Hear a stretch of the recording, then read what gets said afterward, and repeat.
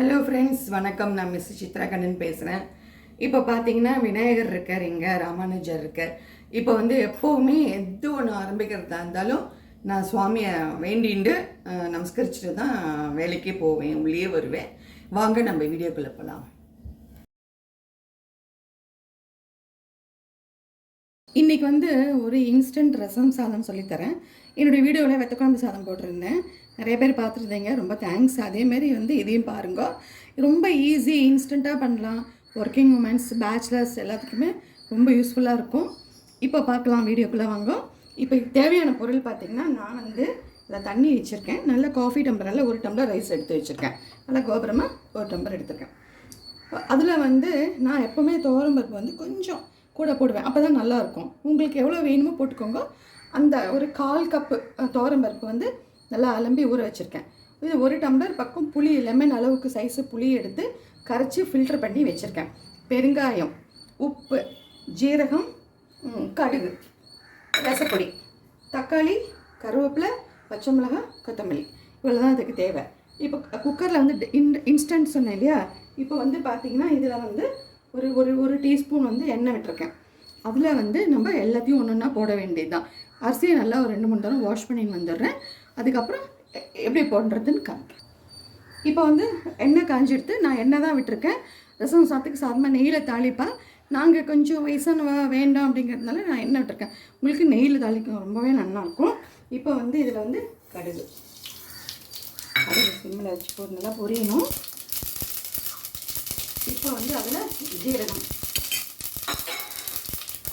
நம்ம பச்சை மிளகாய் இதெல்லாம் எடுத்து வச்சுருக்கோம் இல்லையா. கொத்தமல்லியை தவிர இது எல்லாத்தையும் நம்ம இதெல்லாம் சேர்த்துடலாம்.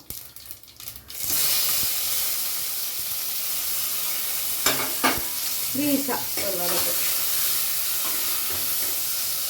போதும். இப்போ எடுத்து வச்சுட்டு துவரம்பருப்பு,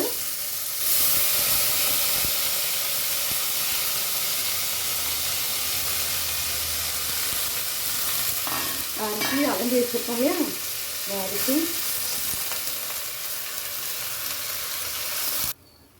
இப்போ எல்லாம் போட்டிருக்கோம், அரிசி போட்டோம், பருப்பு போட்டோம். இப்போ பார்த்திங்கன்னா வடித்து வச்ச புளி தண்ணி 1 டம்ளர் அளவுக்கு இருக்குது.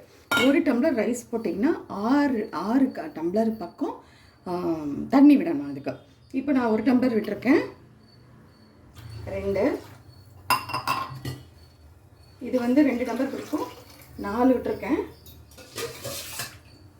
இன்னொரு 2 விட்டுருக்கேன். இங்கே கூட விட்டாலும் ஒன்றும் பிரச்சனை இல்லை. நமக்கு ரசம் சாதம் எப்போவுமே கலர்த்தியாக தான் இருக்கும் இல்லையா, அதனால் அது ஒன்றும் பிரச்சனை கிடையாது. அப்புறம் பெருங்காயம்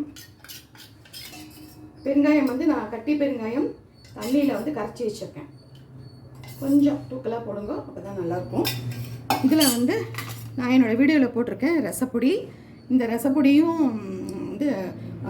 பாருங்கள். உப்பு இது 3 டீஸ்பூன் ரசப்பொடி எடுத்திருக்கேன். இதையும் இதில் சேர்த்துடலாம். உப்பு இப்போ நல்லா உப்பு எல்லாம் போட்டிருக்கோம், கலந்துடுங்க. உப்பு நீங்கள் இப்போ செக் பண்ணிக்கோங்க, அப்புறம் வேணாலும் போட்டுக்கலாம். இப்போ மூடியை போட்டுட்டு நல்லா ஒரு 5-6 சவுண்டு பக்கம் விசில் விட்டு எடுத்துக்கலாம். விசில் வந்தோடனே காமிக்கிறேன். இப்போ பார்த்தீங்கன்னா நம்ம இன்ஸ்டன்ட் ரசம் சாதம் வச்சோம், ரெடியாக எடுத்து. இப்போ நான் இங்கே பவுலில் எடுத்து வச்சுருக்கேன் பாருங்க. நல்லா சூப்பராக வந்திருக்கு. டேஸ்ட் பார்த்தேன், ரொம்ப நல்லா இருக்குது, ரொம்ப நல்லா இருக்குது. இந்த ரசம் சாதம் இன்ஸ்டண்ட்டாக பண்ணியிருக்கேன். என்னோடய ஃபுல்லாகவே நீங்கள் பாருங்கள். தண்ணி மட்டும் எப்போவுமே கம்மியாக வைக்கக்கூடாது. நல்லா 8-10 டம்ளர் தண்ணி மேலே கூட வைக்கலாம். தண்ணி கூட ஆனாலும் ஒன்றும் பண்ணாது, நல்லாவே இருக்கும். இந்த ரசம் சாதம் பண்ணி பாருங்கள். இதுக்கு கறி நான் தொட்டுக்க என்ன பண்ணியிருக்கேன்னா, குடமிளகா, உருளைக்கிழங்கு, ஆனியன் போட்டு மசாலா எல்லாம் போட்டு கறி பண்ணியிருக்கேன். இதுவும் ஒரு வீடியோ உங்களுக்கு போட்டு காமிக்கிறேன். காம்பினேஷன் சூப்பராக இருக்கும். ரசம் சாதம் பண்ணி பாருங்கள். உங்களுக்கு இந்த வீடியோ பிடிச்சிருந்துன்னா ஃபஸ்ட்டு லைக் பண்ணுங்கள், சப்ஸ்கிரைப் பண்ணுங்கள், ஷேர் பண்ணுங்கள். Thank you, bye, take care.